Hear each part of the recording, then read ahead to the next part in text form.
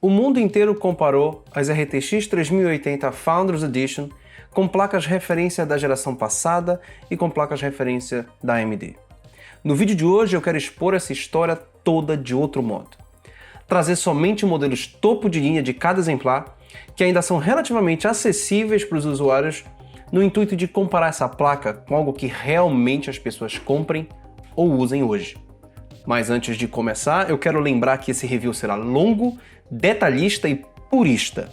Portanto, se você quer um negócio curto e grosso, acesse o link que deixamos na descrição para assistir o review feito para você. Aproveite também para se inscrever no nosso canal para ver mais vídeos assim, deixar o like e compartilhar com quem tiver interesse na placa. Se quiser bater aquele papo diariamente com a gente, entre em nossos grupos e em nossas mídias sociais, torne-se membro para ganhar vantagens exclusivas e caso queira comprar as novas RTX 3080, use nosso cupom de desconto PCFACT no kabum.com.br. Agora é hora de apresentar cada um dos modelos de placas testados. A 2080 Ti, por exemplo, é a Asus Strix Gaming OC com um cooler parrudo e de renome incontestável, quase triple slot, 3 fãs e performance superior a qualquer referência da Nvidia.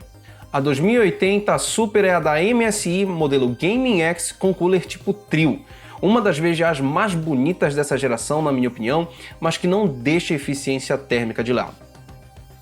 A 2080 normal é uma For the Win 3 da EVGA. Essa talvez seja a placa mais cabulosa de todas em termos de dimensões, peso e presença. É impossível não notar essa placa dentro de uma build e de primeira fica claro o foco em dissipação.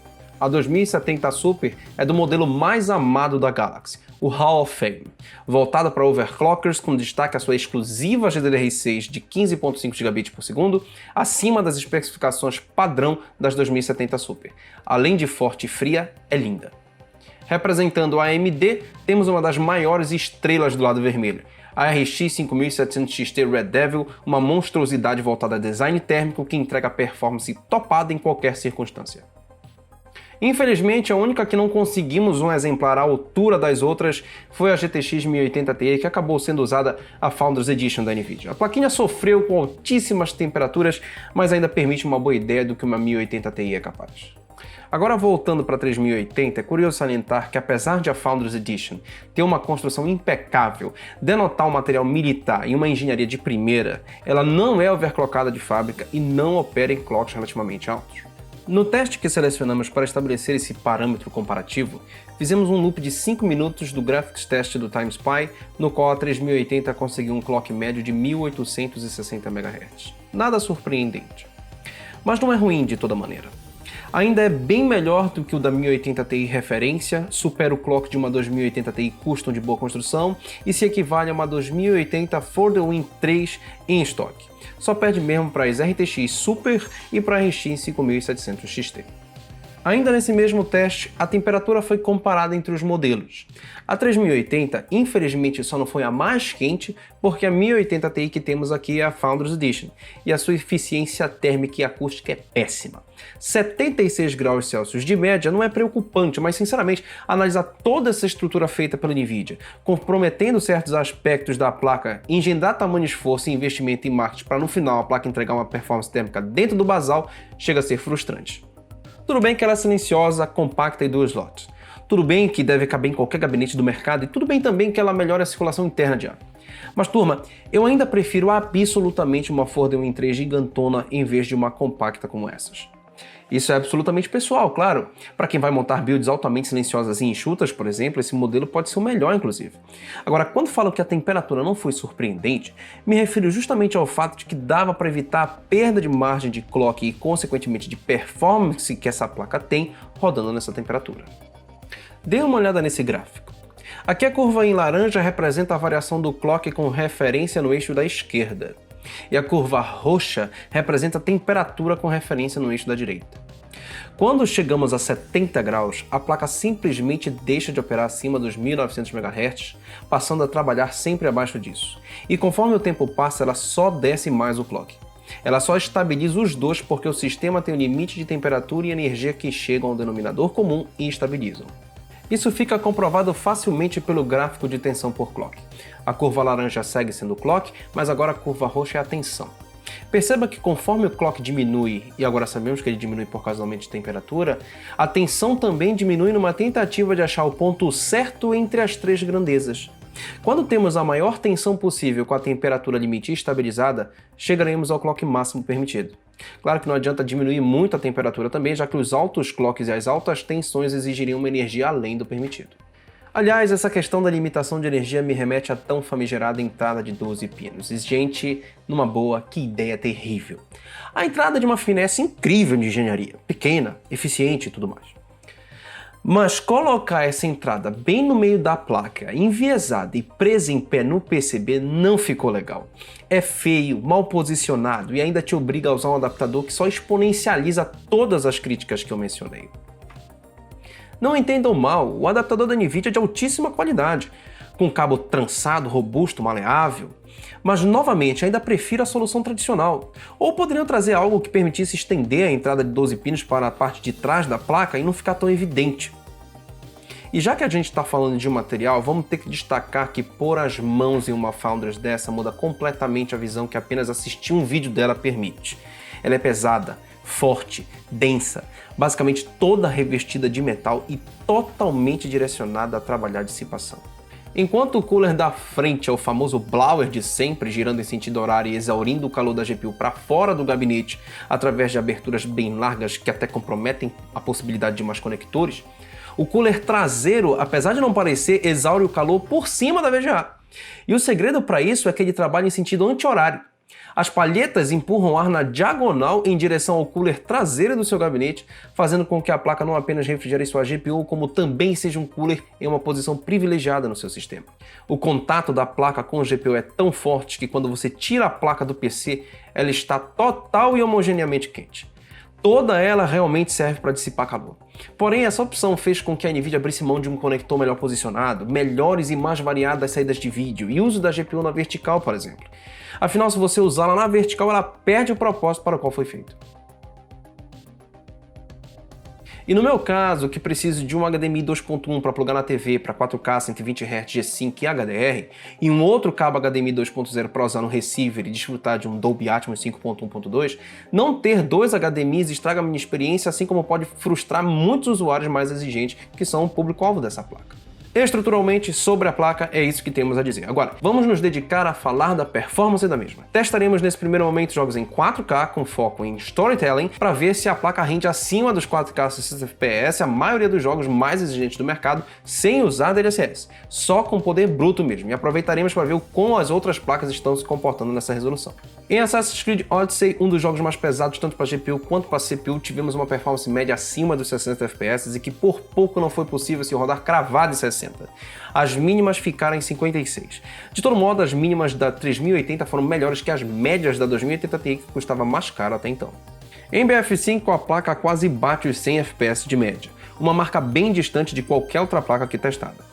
Por pouco, a 3080 não conseguiu dobrar os FPS da nossa 1080 Ti. Além de excelente média, a mínima ficou em 70 FPS, mas que sobrando para quem vai curtir um BF5 cravado em 4K. Call of Duty Modern Warfare teve um ganho considerável da 3080 sobre a 2080 Ti. Vimos aí quase 40% de ganhos. A diferença é tão abismal que a média da 2080 Ti não chega na mínima da 3080. Em Crysis Remastered, a surra é colossal.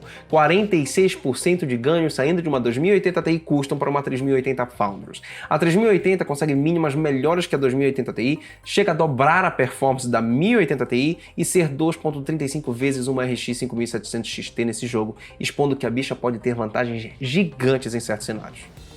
Control, pelo que me parece, é o jogo mais exigente da atualidade. Mesmo assim, a 3080 quase conseguiu entregar 60 FPS de média, algo que até então é impensável nesse título da Remedy. Novamente, temos mais que o dobro de uma 1080 Ti e que de uma 5700 XT.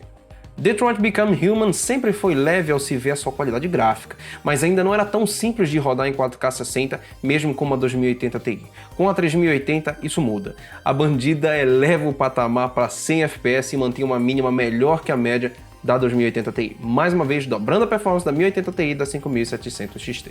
Death Stranding deveria ganhar o troféu antecipado de jogo melhor otimizado de 2020. Mesmo com uma 2080 Ti gráficos maravilhosa, ele já rodava em 4K 60 cravado. Uma 3080 consegue uma performance mais sólida e com excelente frame time. Doom Eternal foi o jogo que conseguiu trazer o maior ganho registrado entre a Ampere e as outras placas. 50% de ganhos de performance saindo de uma 2080 Ti para uma 3080. Aqui a 3080 é literalmente o dobro de uma 2080 e mais que o dobro de uma 1080 Ti e uma 5700 XT. Isso tudo se dá por conta do alto uso de compute que se beneficia do duplo caminho de dados dentro do SM da Ampere. Além disso, o jogo já conta com Async Present habilitado, que pode dar ganhos na 3080 quando usar Ray Tracing, DLSS e Shading juntos, mas só quando disponíveis. Gears 5 é um dos jogos mais belos e que usa bem os recursos da Unreal Engine. Sem uso de resolução e qualidade dinâmicas, a 2080 Ti beirava os 60 FPS de média. Porém, a RTX 3080 é tão forte que mantém-se sempre acima de 60. Agora você consegue manter os 60 segurando a qualidade máxima do jogo o tempo todo. GTA V é daqueles jogos que tem péssimo escalonamento. Apesar de uma 2080 Ti manter uma média boa, o frame time não era muito consistente e complicava permitir que jogássemos em 4K cravado a 60 FPS o tempo todo. Agora, já conseguimos fazer isso com a 3080. Ghost Recon Breakpoint tem um detalhe interessante. Se usarmos Vulkan como preset máximo, o jogo exige mais que 8 GB de VRAM. E aí a maior parte das placas simplesmente não poderia ser testada. Por conta disso, usamos o preset Ultra, em que a 3080 consegue levar o jogo com folga acima dos 60 FPS. A título de curiosidade, se usarmos o jogo no preset máximo, a 3080 faria 70 FPS de média e 56 FPS de mínima, ainda muito consistente. Horizon Zero Dawn infelizmente tinha tudo para ser tão bem otimizado quanto Death Stranding, mas infelizmente não foi o caso. De todo modo, a 3080 consegue render sempre acima de 60, ser 40% superior a 2080 Ti custo e manter-se 95% acima de uma 5700 XT. Metro Exodus, na parte aberta em que testamos, sofre de problemas de frame time com qualquer placa de vídeo. Mesmo assim, a 3080 consegue manter-se acima de 60 FPS sempre e a média supera os 100 FPS, uma marca incrível. E mais uma vez, sendo o dobro de uma 1080 Ti e de uma 5700 XT. Project Cars 3 foi o jogo com ganho mais pífio de performance para 3080. Como ainda não conheço de perto como funciona essa engine, não deu para determinar o causador, mas fica aqui exposto que tivemos apenas 15% de ganhos entre a 2080 Ti e a 3080, mas pelo menos a 3080 consegue se manter acima dos 60 FPS sempre.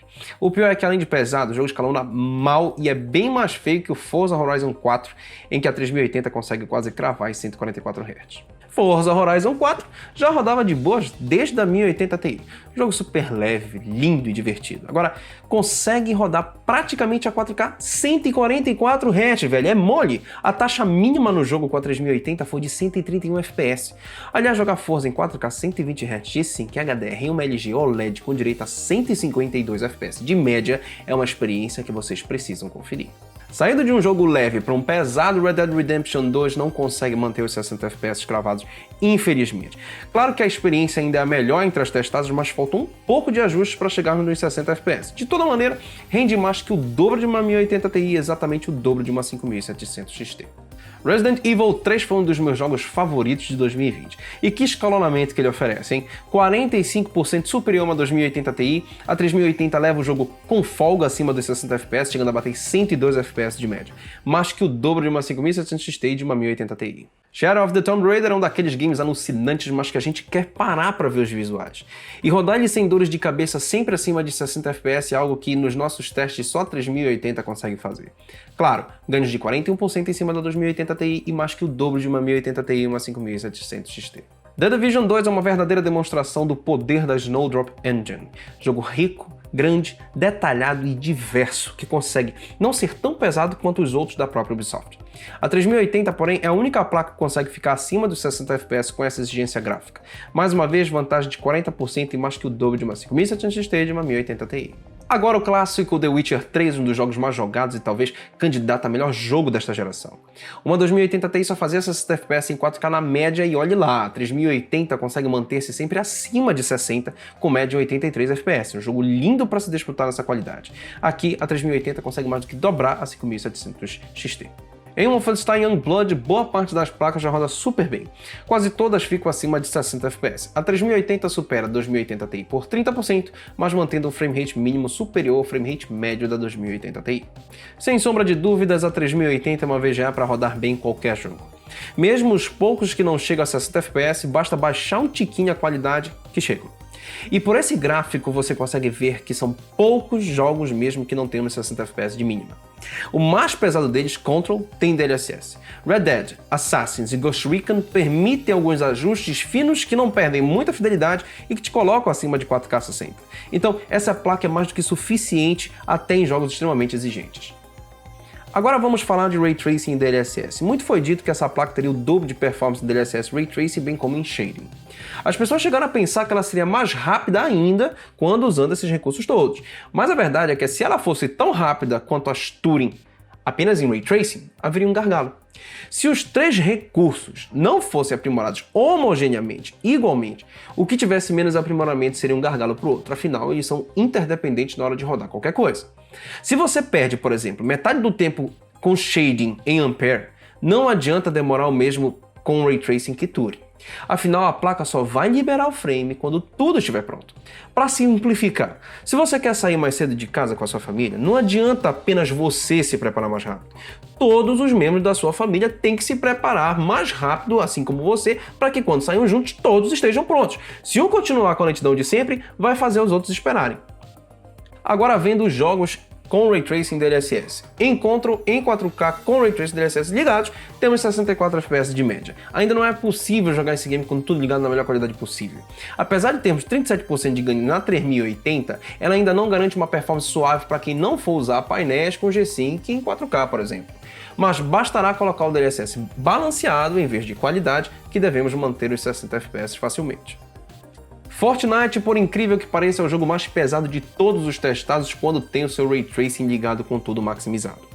Isso não é nenhuma surpresa, visto o fato de que esse jogo, além de reflexos, que temos em Control, vem também com Global Illumination, que temos em Metro Exodus. Portanto, são vários efeitos de Ray Tracing ligados, mas posso afirmar que, sem sombra de dúvidas, é o jogo em que um Ray Tracing mais faz diferença. Com exceção, claro, dos jogos com Path Tracing, mas que particularmente não tem muita graça. Tipo Quake, Minecraft RTX. De todo modo, temos 33% de ganhos de performance na 3080 em relação a 2080 Ti e quase o dobro de performance de uma 2070 Super. Metro Exodus foi o primeiro jogo aqui que conseguimos 60 FPS sempre com RT ligado. Apesar dessa performance top, os ganhos foram de apenas 23% em relação a 2080 Ti, e não tão grandes em relação a 2080 como em outros casos. Aqui imagino ser culpa do DLSS 1.0 que toma muito tempo dos Tensor Cores e vira um gargalo em altas taxas de FPS. No Shadow of the Tomb Raider temos o mesmo problema do DLSS, versão 1.0. Quando começamos a subir demais os FPS, temos um gargalo na forma de trabalhar com os Tensor Cores, 23% apenas. Realmente a Nvidia precisava se livrar desse DLSS 1.0. Sofreu críticas pesadas de nossa parte de lançamento e não era de graça. Imagem ruim e ganho cheio de pormenores. Já em Wolfenstein Youngblood fica saliente outro problema, dessa vez nas RTX 2080 Super para baixo. Jogar com 8 GB de VRAM em 4K MyLib, que é o preset máximo do jogo, e com RT ligado não é possível. Veja que as VGAs com 8 GB não passaram de 36 FPS, mesmo com DLSS, enquanto que a de 11 chegou a 83 e a de 10 chegou em 118. Isso põe a 3080 em um patamar muito melhor, mas liga o alerta em cima da 3070 de 8 GB. Apesar de ela render bem em Ray Tracing DLSS, sinceramente ficou claro como essas tecnologias precisam ser mais difundidas, mais otimizadas e também o quão podem fazer diferença. Ainda friso que jogos com Ray Tracing dependem de DLSS. Imaginem um jogo como Watch Dogs Legion ou Cyberpunk, usando os recursos de Ray Tracing de Fortnite. Se Fortnite, que é leve, sem Ray Tracing, sofreu, imagina Cyberpunk e Watch Dogs Legion. Agora vamos para uma outra seara que me pediram muito, jogos competitivos. A ideia é rodar todos esses jogos com configurações no Ultra, mas em 1080p, fazendo com que a placa cuspe FPS. Em BF5 conseguimos mais de 220 FPS de média, porém, por chegarmos no limite da engine nesse preset, o frame time não ficou dos melhores, uma montanha russa de sensações. Os ganhos em relação a 2080 Ti são de 23%, motivados pelo gargalo da própria engine. Detalhe que tivemos que abrir o console de comando para liberar o jogo a não ficar preso em 200 FPS. E acho que foi justamente isso que trouxe instabilidades. O jogo tenta nos proteger disso, mas a gente é teimoso. Em Call of Duty Modern Warfare, ganhos menores ainda, mas aqui o frame time foi até aceitável. 20% em cima de uma 2080 Ti. Percebam que onde normalmente dobraríamos a performance de uma 1080 Ti, dessa vez ganhamos apenas 60%. Dá pra ver claramente que o seu dinheiro investido repercute em menores ganhos com essa placa em 1080p. Em CSGO, que é um jogo bem antigo, a situação fica pior ainda. Os ganhos agora da 3080 em relação a 2080 Ti são de apenas 11%. Sério, ela ainda é uma placa que rende 10% a mais, cobrando metade de uma 2080 Ti, mas percebam que vale muito mais investir nela para 4K do que para 1080p, vocês não concordam? Em Fortnite, que é um jogo mais voltado para o mercado competitivo da atualidade, feito pensado em rodar em altas taxas mesmo, o escalonamento já é melhor, mas longe de ser igual ao escalonamento em 4K. 23% em relação a 2080 Ti e 85% em relação a 5700 XT. Mas ainda assim, em 4K o escalonamento seria bem melhor. PUBG, sem sombra de dúvidas, foi o pior de todos. Ganhamos 8 FPS em cima da 3080 em um cenário de 269 FPS. Ridículo. Claro que isso não é culpa da GPU, turma. Ela literalmente não tem uma quantidade de CUDA cores toda como essa aí para você usá-la num jogo simples, leve e com uma resolução relativamente baixa e mal otimizada. E tudo meio que se repete em Rainbow Six Siege. Você ganha 6% de performance. Pelo amor de Deus, né, gente? Aqui nem vale a pena a dor de cabeça de trocar a VGA. Agora sim, eu acho que pra competitiva ela não é ruim. É melhor VGA pra isso, claro, mas sinceramente, gente, você meio que tá subutilizando essa placa jogando dessa forma. Uma monstra pra 4K que chega a tirar 40% de vantagem sobre uma 2080 Ti e você vem curtir 6% de ganhos em 1080p? Não, né, pessoal? Pra resumir, se você quiser usar essa placa em toda a sua glória, você deveria ter um display 4K com HDR. 120 Hz e G-Sync se possível. Nesse display você vai ver tudo que essa placa é capaz de entregar em termos de performance visual. E detalhe, em comparação a todas as outras monstras que temos aqui, ela se mostra absurdamente mais forte. Se a gente comparar a nossa 3080 com uma 2080 Ti Asus Gaming OC Triple Fan e tudo mais, temos uma diferença média de 35% em favor da 3080. Essa diferença costuma ser vista entre modelos de gerações diferentes de TIs, não entre uma TI e uma final 80. Se você vende uma 2080 Super que já é forte o bastante, você terá ganhos de 55% em média. Há casos como em Crysis Remastered que você ganha 74% de performance em uma 2080 Super. Já é um baita upgrade. Em comparação à 2080 mais parruda que eu vi entre todas, nós tivemos uma média de 69% de ganhos em 4K e casos de 102% de ganhos como em Doom Eternal. Não é à toa que a Nvidia disse que ela é o dobro da 2080, afinal basta um caso acontecer que os marqueteiros vão explorar exatamente esse caso. A nossa 2070 Super da Galaxy, modelo Hall of Fame, não é muito parâmetro para uma 2070 Super. Ela é bem superior aos outros modelos por conta do cooler e da memória em 15.5 GB. Mas mesmo assim, a 3080 meteu 73% em média em cima dela. Uma monstruosidade. A 1080 Ti, por exemplo, que era tida como um dos maiores monstros da Nvidia, e eu mesmo dizia que a maior rival das Nvidia Turing era uma outra Nvidia, essa tal de 1080 Ti, agora parece ser humilhada por uma 3080. 91% de performance a mais para a representante da Ampere em média. Em 9 dos 21 testes obtivemos 100% ou mais de vantagem em favor da 3080. É uma humilhação mesmo. Por fim, o melhor representante da AMD na atualidade mostra o gap que existe entre as placas da AMD e as da Nvidia. A RTX 5700 XT, mesmo sendo um modelo Red Devil amado pelos fãs, tomou uma surra de 95% de FPS a mais para a 3080. Em Doom Eternal, chegamos a ver 148% de vantagem para a 3080 e são 10 jogos que a 3080 rende mais que o dobro de FPS da 5700 XT. A conclusão é simples, turma. A 3080 humilha qualquer placa que se compare a ela, seja AMD, seja Nvidia. E pelo preço que ela vem, eu não consigo dizer que TDP é um problema. Sem dúvidas, se desconsiderar os vacilos iniciais da Nvidia nesse lançamento, é um produto que tem tudo para ser um dos melhores produtos da Nvidia na história. Mas vamos esperar o que a AMD tem na manga. Um grande abraço e até o próximo vídeo.